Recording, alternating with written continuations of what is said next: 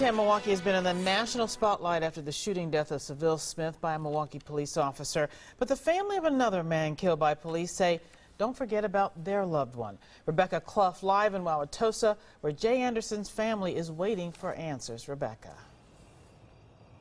Yeah, it's been 2 months since Jay Anderson was killed in a Wauwatosa park. His family says they're trying to be patient, but it's not easy. I do feel like his case kind of got swept under the rug because the incident that happened in Milwaukee. Jay Anderson was shot and killed exactly 2 months ago. It happened while he sat in his car in a Wauwatosa park.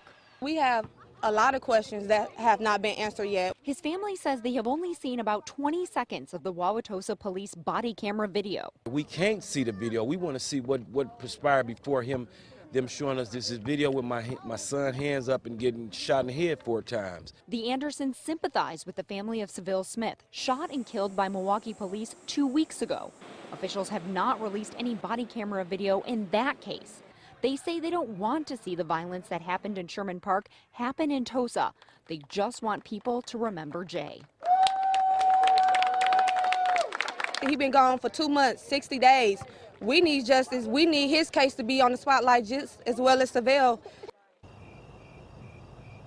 Now the family is planning another protest for Saturday in both shootings. They are still under investigation. No final reports have been issued. Reporting live outside the Wauwatosa Police Department, Rebecca Clough, today's TMJ4. Thank you, Rebecca.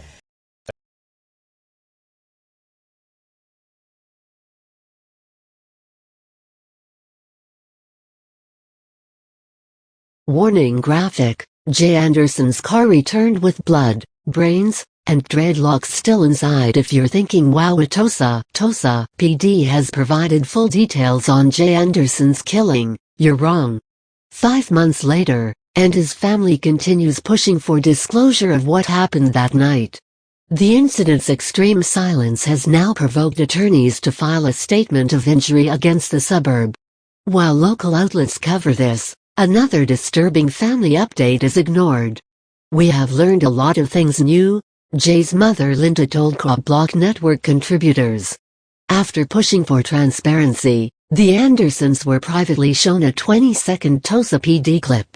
It reputedly recorded Jay, hands up, getting shot several times by an officer.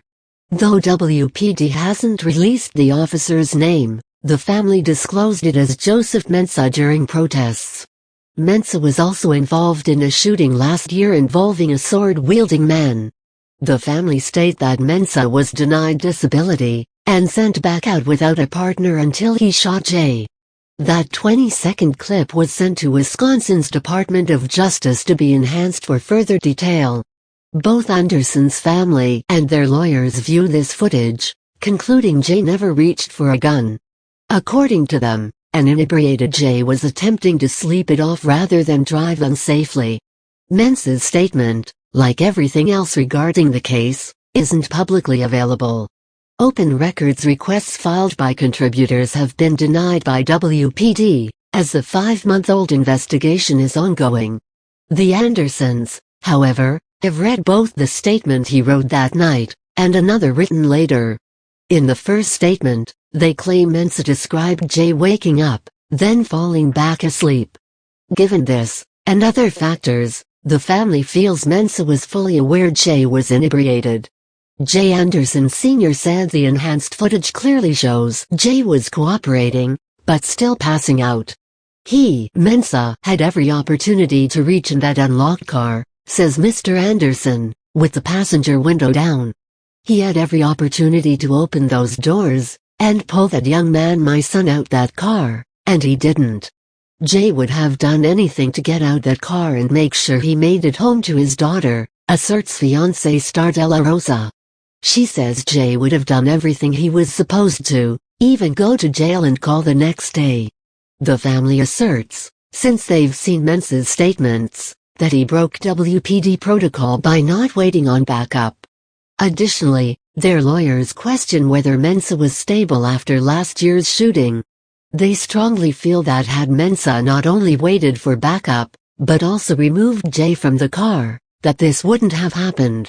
While Mensah possibly breaking protocol is his responsibility, disregarding a ticking time bomb is on the department's leadership.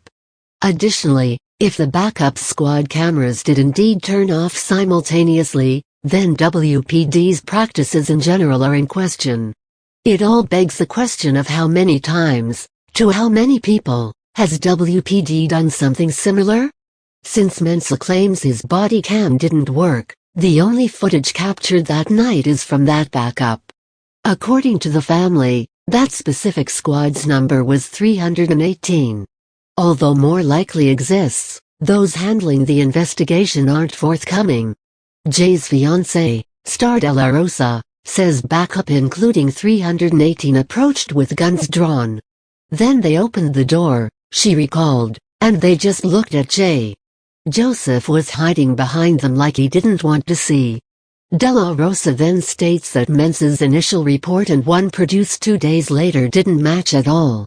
While his initial report allegedly states he saw a gun and fired, the second claims he knocked on the window, then saw a gun. Because of this, and the reported disappearance of 8 minutes of footage, it's unclear if Mensah ever really talked to Jay.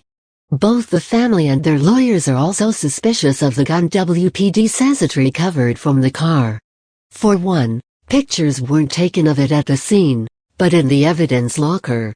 Second, at least 3 people's prints, the family says, are on it. Third, the enhanced DOJ footage, according to the Andersons, clearly shows WPD officers touching the gun. One officer, De La Rosa says, walked around to the passenger side and took the gun at the car, and was walking around the park with it. Though Jay legally owned a gun, the family doesn't believe it was with him that night.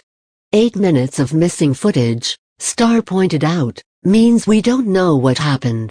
We don't know if Jay's hands were up the 8 minutes, we don't know nothing. We don't know if this man really had a conversation with Jay, we don't know. De La Rosa also stated she'd contacted WPD spokesperson Lieutenant Tim Sharpie. Sharpie reputedly described ways a camera could be turned on, including by radioing in. This makes De La Rosa further question what happened to the footage which should have been recorded. Why did not only Mensah's body cam, but his squad cam just not work? WPD also made it extremely difficult for the family to recover Jay's car. De La Rosa says that she was given a very short period of time to pick it up, or face lofty fines. These included $120 for towing it from the park, plus $20 for each day it was there since June 23. WPD also reissued a ticket the family received after being pulled over by a WPD officer. According to Starr, the incident occurred 2 weeks before Anderson's death. The officer reportedly issued a $89 ticket, saying he saw children standing in the back seat. De La Rosa claims everyone was buckled in, and the children were in car seats. That ticket, they say, was reissued with an additional $10 after Anderson was killed. In addition to fines, WPD allegedly stated the car couldn't be moved because the keys were jammed in the ignition. When family friends arrived to get the car, they discovered this wasn't true. The ignition worked fine, and turned properly without issue. The battery, however, was dead because the keys were left in there. This is all irrelevant, compared to the condition the car was left in. When gatekeepers arrived, De La Rosa states, they were verbally sorry, disgusted, and explained the police are supposed to clean it out. One woman was allegedly crying when she realized that the car belonged to Anderson's family. You can tell that they left him in there just to bleed out. The whole front seat, from the front seat to the floor and behind the seat, it's just full of blood.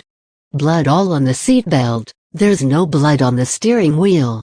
There's spots of blood on the ceiling, on the door behind the passenger seat, that door has blood splatter on it. A couple dreads that came out on the seat. Our daughter had an outfit back there, her cloths are full of blood. Her shoes are full of blood. It's got skin pigment and, like, his brains and stuff still in the car. Star De La Rosa. De La Rosa compared the brain matter to black tar, calling the act disrespectful. The windows were left down, For months, as Wisconsin experienced unusually warm summer and fall weather, pictures were taken of the car while it was still in the lot, showing dreadlocks, flesh, and evidence pins still inside. Glass from a shattered window had been knocked inside the car rather than out. Contributors were able to obtain these pictures from the family, which haven't been published anywhere else. WPD was contacted via email 5 days ago regarding Anderson's car. They've yet to respond, and contributors will publish their comments if they arrive. Please caution, the photos are graphic, disturbing, and you're welcome to skip them if you're so inclined. Wauwatosa Police J. Anderson Jr. car.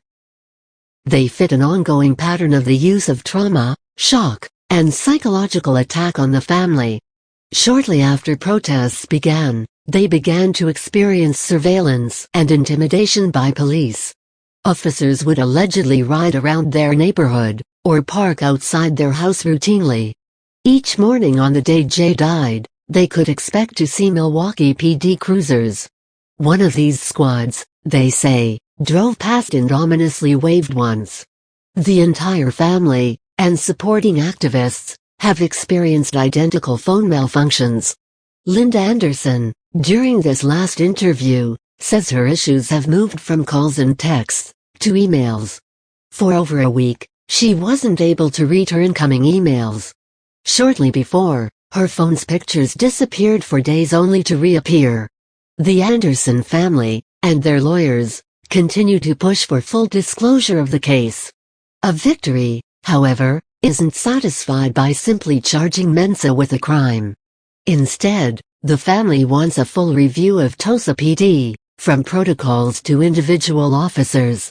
Since the shooting, they say, numerous Wauwatosa residents have shared identical tales of harassment and misconduct.